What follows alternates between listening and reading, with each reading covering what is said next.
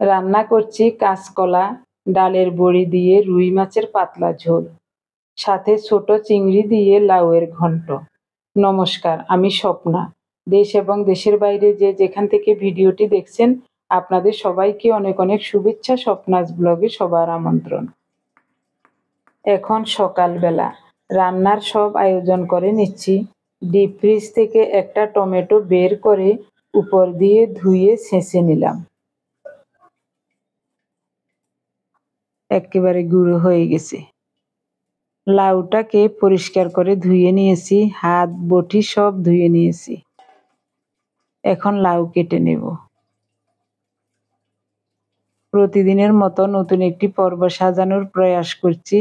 আমাদের ঘরোয়া রান্নাবান্না, খাওয়া দাওয়া, এইসব বাস্তব চিত্রগুলি নিয়ে। আশা করছি আপনাদের সবার ভালো লাগবে। তাই অনুরোধ রইল, পর্বটি প্রথম থেকে শেষ পর্যন্ত দেখুন। আপনি যদি আমাদের চ্যানেলে নতুন হয়ে থাকেন, সম্পূর্ণ পর্বটি দেখার পর যদি একটুও ভালো লাগে, আমার অনুরোধ রইল চ্যানেলটি সাবস্ক্রাইব করে আপনার মূল্যবান মন্তব্যটি লিখে জানাবেন। ফেসবুক থেকে ভিডিওটি দেখে থাকলে পেজটি ফলো, লাইক, শেয়ার করে আপনার মূল্যবান মন্তব্যটি লিখে জানাবেন। যে কোনো গঠনমূলক মন্তব্য করতে পারেন, কোনো সমস্যা নাই। আমি আপনাদের সকল মন্তব্যের উত্তর দেব। লাউটাকে খোসা ছাড়িয়ে খুব সুন্দর মতো কুচিয়ে নিয়েছি। লাউ রান্না করব ছোট চিংড়ি আর ডালের বড়ি দিয়ে। কাঁচকলা দুইটা কেটে নেব, একটু জল নিয়েছি, কেটে কেটে জলে ফেলবো। কাঁচকলার খোসাগুলো আলুর মতো একেবারে পাতলা করে ফেলবো।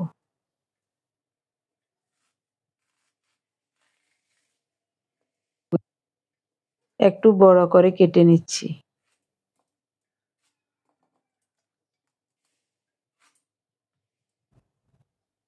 অর্ধেকটা রেখে দিলাম, আর এইটুকু দিলেই চলবে। কাটাকুটি শেষ। এখন জায়গাটা পরিষ্কার করে পাটা বিছিয়ে নিলাম। গতকাল সন্ধ্যার সময় ছোলার ডাল ভিজিয়ে রেখেছিলাম। ডালগুলো ভিজে একেবারে ফুলে গেছে। তো এখন পরিষ্কার করে ধুয়ে নিয়েছি, পাটায় মিহি করে বেটে নেব।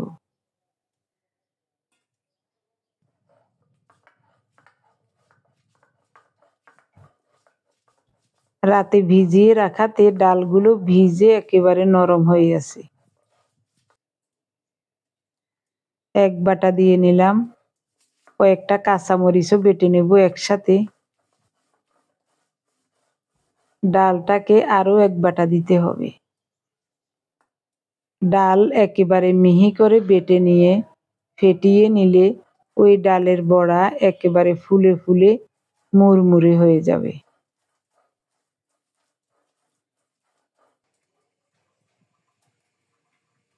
তো এখানে দুই রকমের ডালের বড়া করব। একটা করব একটু বড় করে মাছের ঝোলে দেব, আর একটা ছোট করে করব লাউতে দেব। স্বাদ মতো লবণ দিলাম। অল্প একটু কালো জিরা দিচ্ছি ডালের উপর। এবার ডালটাকে ভালোভাবে ফেটিয়ে নেব। অনেকক্ষণ পর্যন্ত খুব সুন্দর মতো ফেটিয়ে নেব।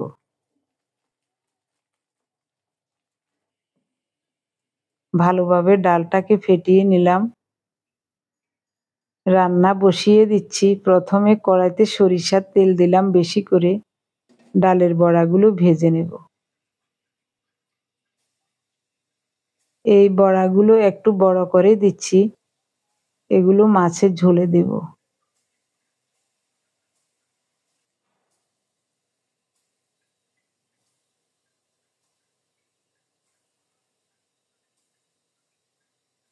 রান্নার সব রেডি করে নিয়ে দুই চুলায় রান্না বসালাম। একদিকে ভাত বসিয়েছি।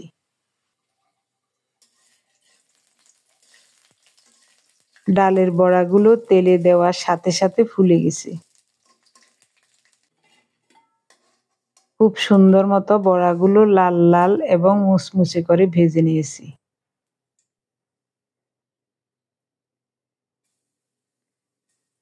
এবার দেব ছোট করে। এগুলো লাউর ঘন্টতে দেব। রান্না করার সময় মাঝে মাঝে বাইরের দিকে তাকাই, খুব ভালো লাগে।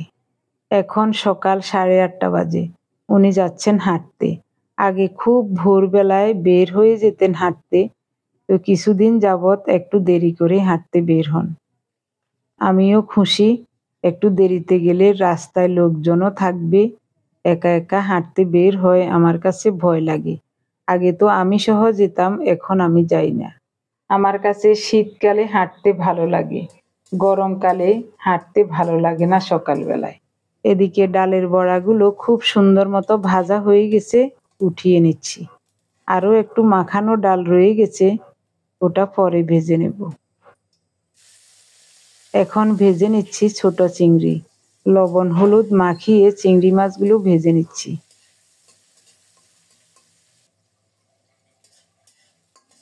খুব সুন্দর মতো লাল লাল করে চিংড়ি মাছগুলো ভেজে নিয়েছি, উঠিয়ে নিলাম। এই তেলেই গোটা জিরা ফোড়নে দিলাম, একটা তেজপাতা। ফোড়নটা রেডি হলে কুচিয়ে রাখা লাউ দিয়ে দিলাম, স্বাদ মতো লবণ, হাফ চা চামচ হলুদ। কড়াইতে একটু তেল লেগে আছে।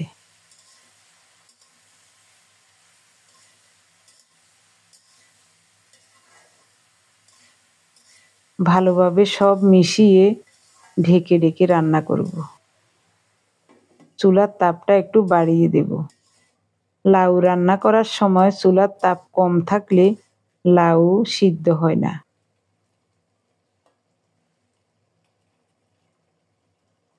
কিছুক্ষণ রান্না হওয়ার পর এখন চিংড়ি মাছ দিয়ে দিলাম। 3-4টা ফালি করা কাঁচামরিচ দেব। এরপরে ঢাকা দিয়ে আরো কিছুক্ষণ রান্না করব। মোটামুটি সিদ্ধ হয়ে গেছে, চামচ দিয়ে ভেঙে দিচ্ছি। এখন দেব ভাজা জিরার গুঁড়ো, ভেজে রাখা ডালের বড়ি দিলাম,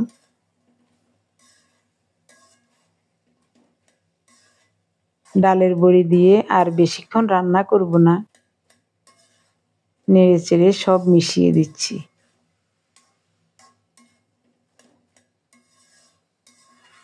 তেজপাতার আর কাজ নাই, তেজপাতাগুলো ফেলে দেব। এখন দেব গুলে রাখা অল্প একটু চালের গুঁড়ো,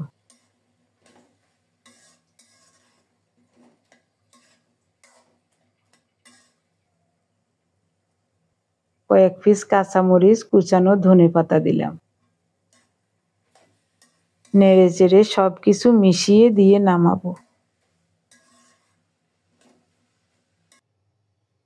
খুব সুন্দর মতো হয়ে গেল ছোলার ডালের বড়ি আর চিংড়ি মাছ দিয়ে লাউয়ের ঘন্ট। দেখতে খুবই সুন্দর লাগছে। সরিষার তেল দিচ্ছি। রুই মাছের পিসগুলো পরিষ্কার করে ধুয়ে লবণ হলুদ আর একটু গুঁড়ো মরিচ মাখিয়ে নিয়েছি। মাছগুলো গরম তেলে ছেড়ে দিলাম, উল্টে পাল্টে লাল লাল করে ভেজে নেব।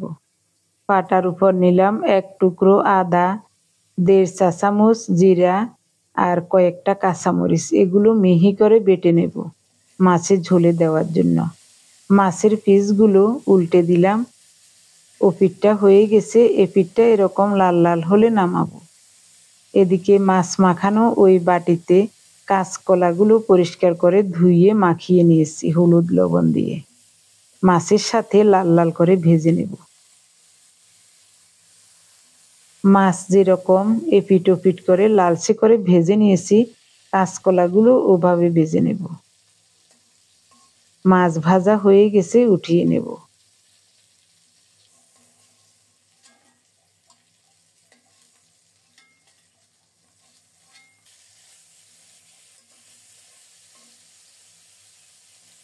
ওদিকে মশলাগুলো বাটা হয়ে গেছে।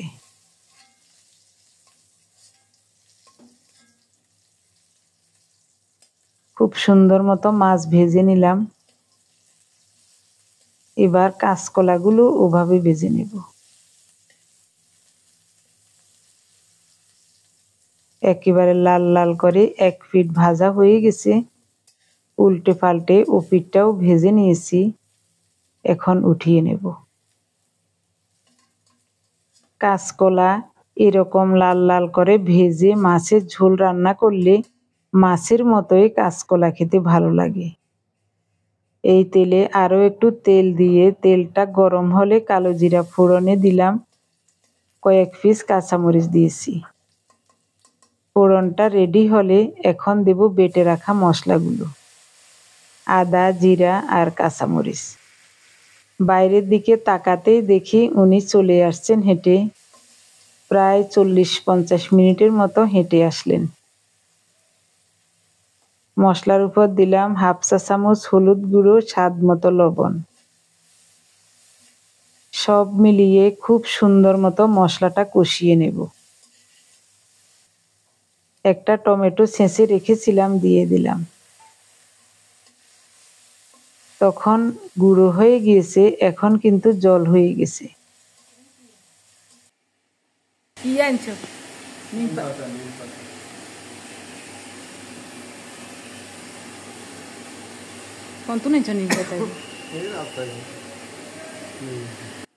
রান্না শেষে নিম পাতাগুলো ভেজে রাখবো, দুপুরে ভাতের সাথে খাওয়া হবে।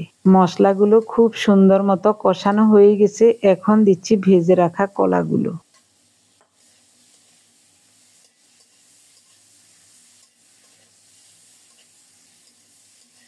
দারুণভাবে মশলার সাথে কলাগুলো আবার কষিয়ে নিলাম।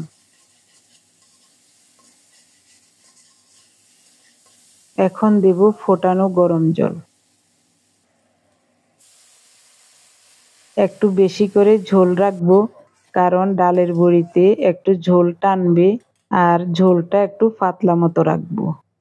এখন দিচ্ছি ভেজে রাখা রুই মাছের পিসগুলো।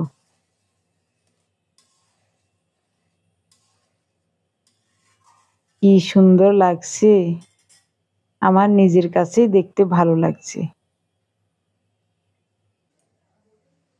অল্প কিছুক্ষণ ঢাকা দিয়ে রান্না করলাম। এখন ডালের বড়ি দিয়ে দিলাম।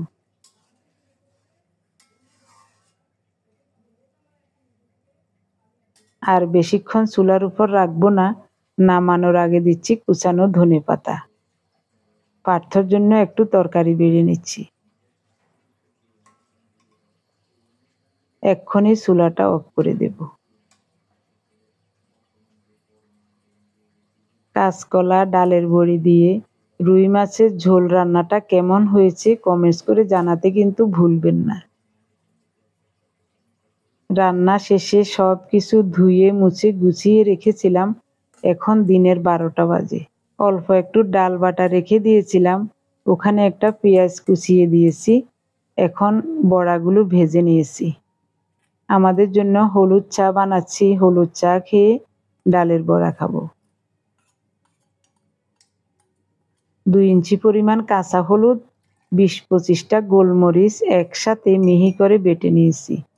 1 চিমটি করে হিমালয়া পিঙ্ক সল্ট দিলাম। এখন দিচ্ছি কোল্ড প্রেস কোকোনাট অয়েল। কুসুম গরম জল দিচ্ছি। 2 জনে 2 গ্লাস খেয়ে নেব। এরপরে আম আর ডালের বড়া খাবো। আমি কোনোদিন ছোলার ডালের বড়া করি নাই এবং খাইও নাই, আজকেই প্রথম। তবে খুবই চমৎকার লাগছে খেতে। দুজনে এই খাবারগুলো খেয়ে নেব। এখন দিনের 4টা বাজে। আমাদের জন্য দুপুরের খাবার বেড়ে নিচ্ছি। ইচ্ছে করেই একটু দেরি করে খাচ্ছি।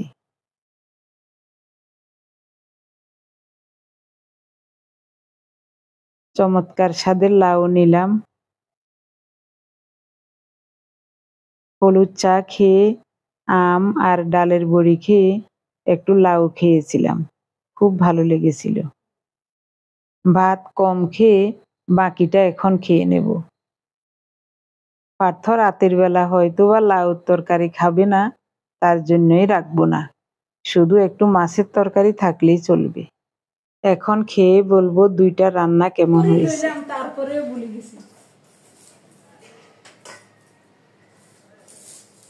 নিম পাতা,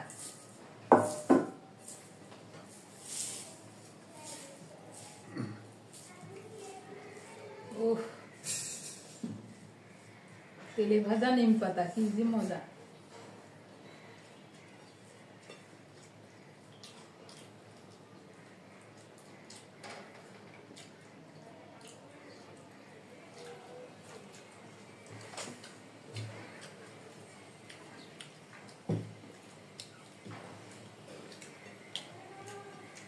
নিমের পিঠা দারুণ লাগছে। লাউও খারাপ হয় না, ভালোই হয়েছে। কচি গাছের লাউ শাক, বেগুন শাক, বেগুন গাছও বুড়ো হয়ে গেলে ওই বেগুন শাক নেই, ওই গাছের বেগুন শাক নেই।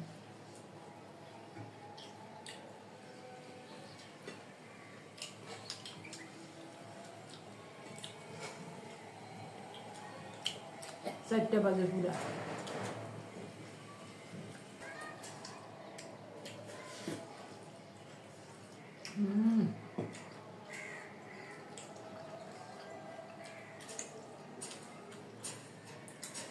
অনেকদিন পর লাউ খাচ্ছি তো ভালো লাগছে।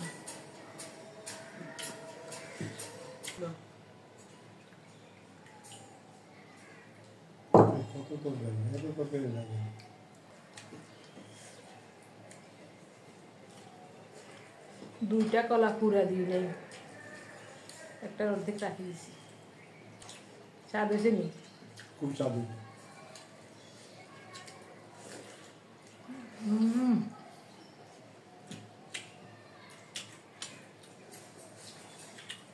চমৎকার।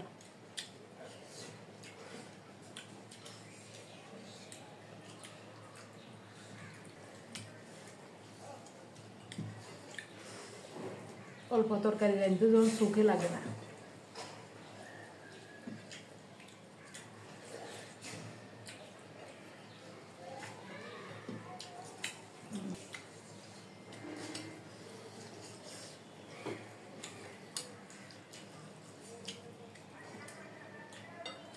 খুবই চমৎকার। ডালের বড়িটাও সেরকম স্বাদ লাগছে।